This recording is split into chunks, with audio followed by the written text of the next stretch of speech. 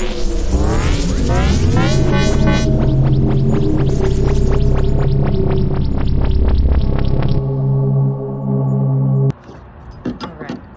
you may be like, okay, so I get you on the whole somatic healing thing and all that, but like, how can I practically feel into my body? Like, what does feeling into my body mean? Because I don't get it.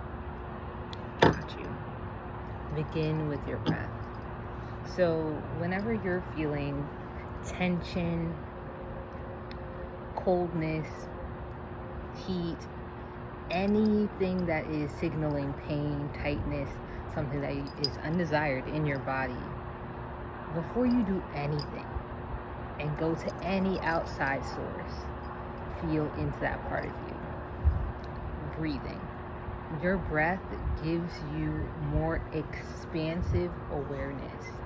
And then when you close down certain sensory organs like your eyes, now your sensations of your body become even more heightened.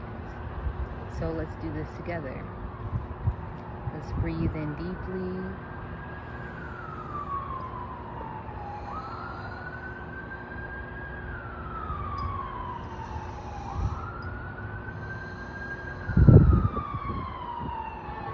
I want you to mentally create an image of your body. And as you're inhaling, have that image light up wherever is feeling tension.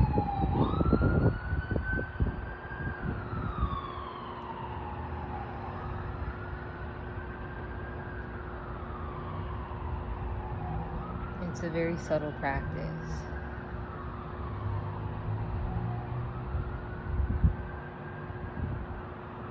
But with time and with intention, you'll be able to feel into your joints, feel into your cells.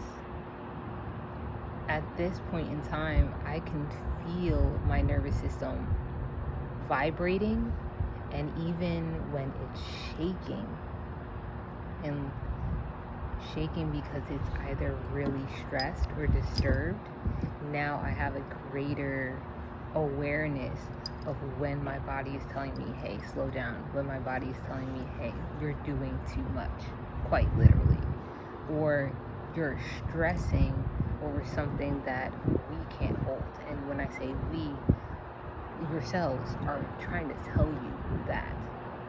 And symptomology and signs are different for all of us. And so when we are more consciously aware of how our body feels from a normal space, then we could better deduce abnormality. And then it's not saying that this will displace your physician, your herbalist, your naturopath, whatever avenue that you use for your own healing. However, this will give you more data. And that's all this entire world, even the system humans created in society, all of it runs on data. But on a quantum level, the universe runs on data as well. And so if you don't know the data about your own body, you can't locate it, you haven't felt into it, you know what you're physically seeing, you know what you're physically feeling. However, you haven't sat with the pain enough, sat with the discomfort enough, and just kept on popping pills, just kept on doing things to relieve it. Now you're not allowing yourself to figure out the cause. Even in the background, our subconscious mind already has assessed our vibrational grid of our body. So we can be able to know the cause, see how it's developing. We can only do that when we are in a more attuned state with ourselves. And so that's where yoga comes in.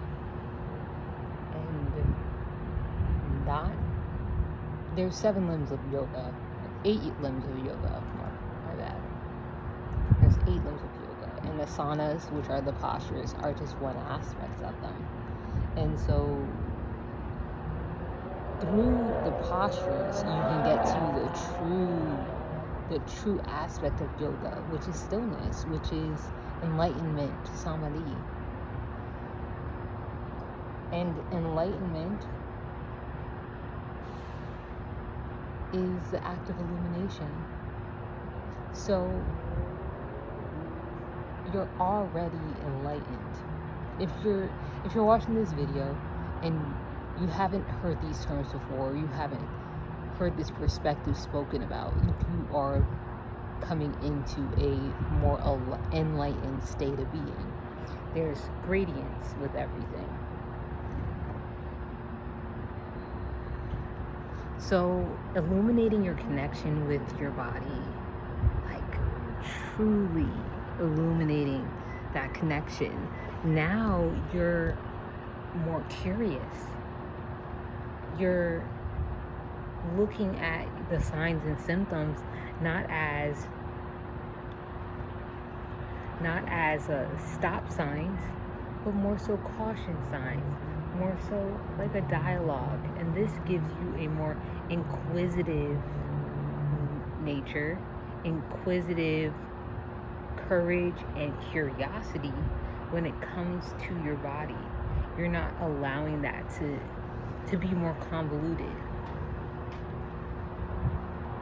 We're always trying to, as humans, like we're always trying to relate with other people, relate with other things, and we negate our vehicle so much. This sacred vehicle, this sacred vessel, which is quite literally helping us traverse this reality. We wouldn't be able to even experience being human without a body. So why is it that speaking to our body cells, speaking to aspects within this vehicle is so abnormal?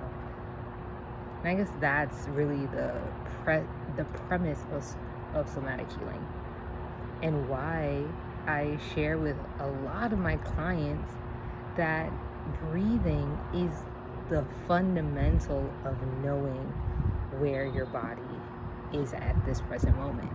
You wouldn't know if you're not still. Like not really giving yourself the space to know. So think about it like this too. So you're having a conversation, right? And you're having a conversation with different people, whether it's in a group, whether it is in a one-on-one setting, whatever the case may be, but you're having a conversation. You can better communicate and better listen when you are breathing and you're conscious and you're present. The conversation is so much better when both parties, all parties are present. And this act of deep presence,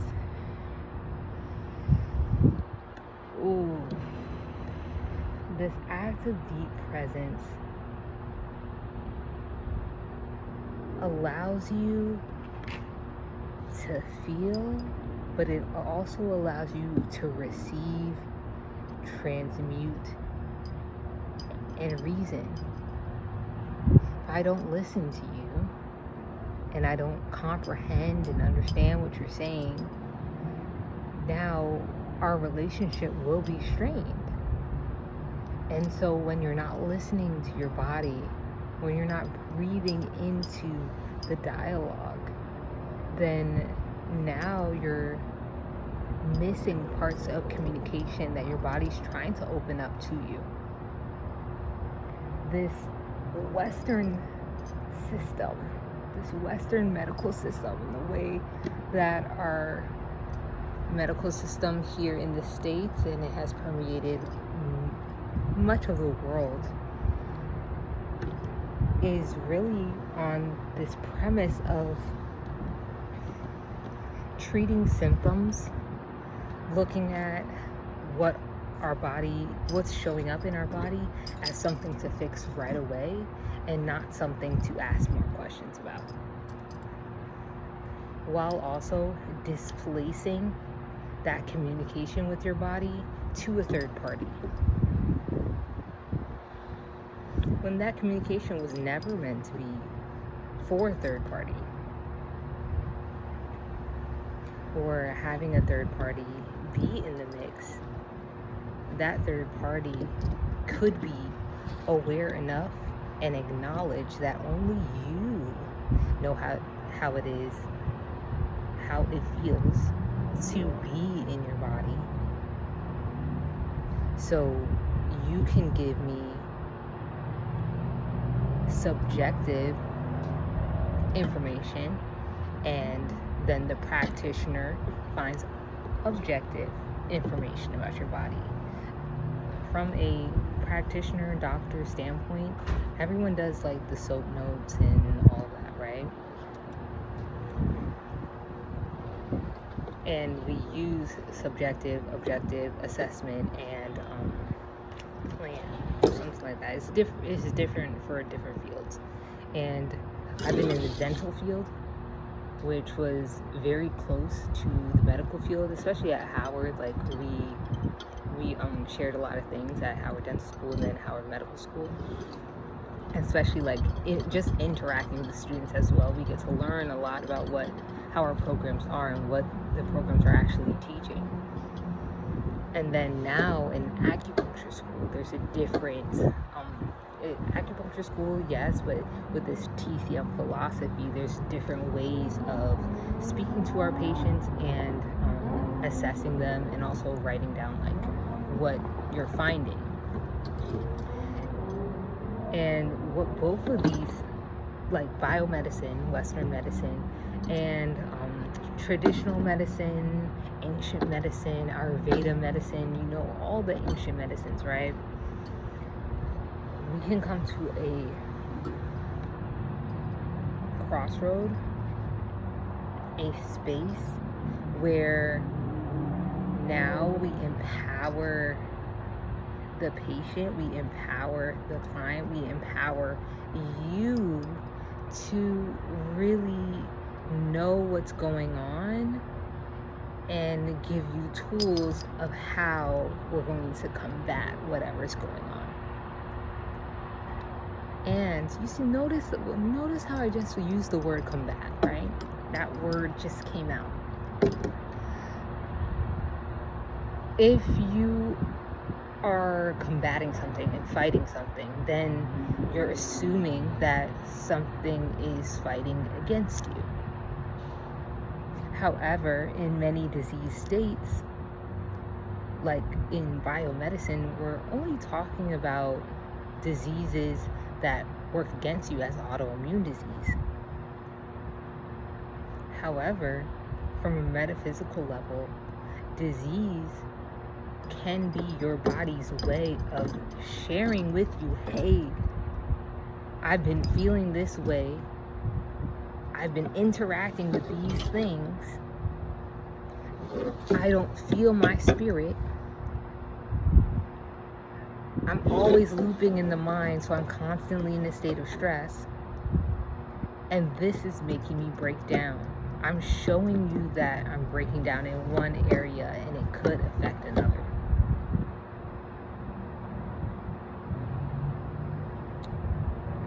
The breath is so important. Breath is so freaking important. Honestly, I should do even more research on the breath, which I will. Bear with me.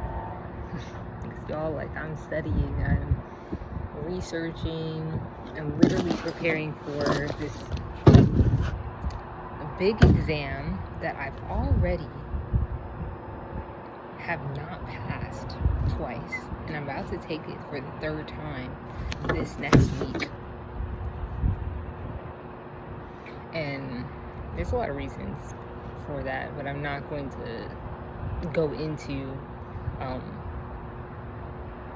defending or justifying the failure, but more so knowing what I can do now so that I can better pass this test. But besides passing tests, I'm learning that the true test is in patient care. The true test is in self-care and like really self-analysis, and be able to treat symptomology within my own body and vessel clearly and map things out so that I could better map it out for my clients and eventually patients.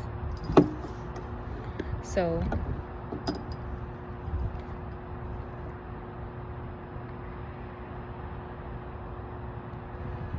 somatic healing is not so much about healing what is broken, but listening to what's already there. Understanding our basic set point. And that's where these medicines are not bridging that, especially in the modern world, because now we're seeing wellness and acupuncture and different things like thrown around and like as something that is good to do as a complete alternative. And there's a lot of people who are like, I'm never going to biomedicine doctor again, I'm never going to the Western doctor again. And you know, discern with your own spirit. Discern with your own spirit. Discern with your own spirit. That's with everything. Discern with your own spirit. But somatic healing is more like somatic revealing, because it's revealing what the purity, the wholeness, and the health that's already there.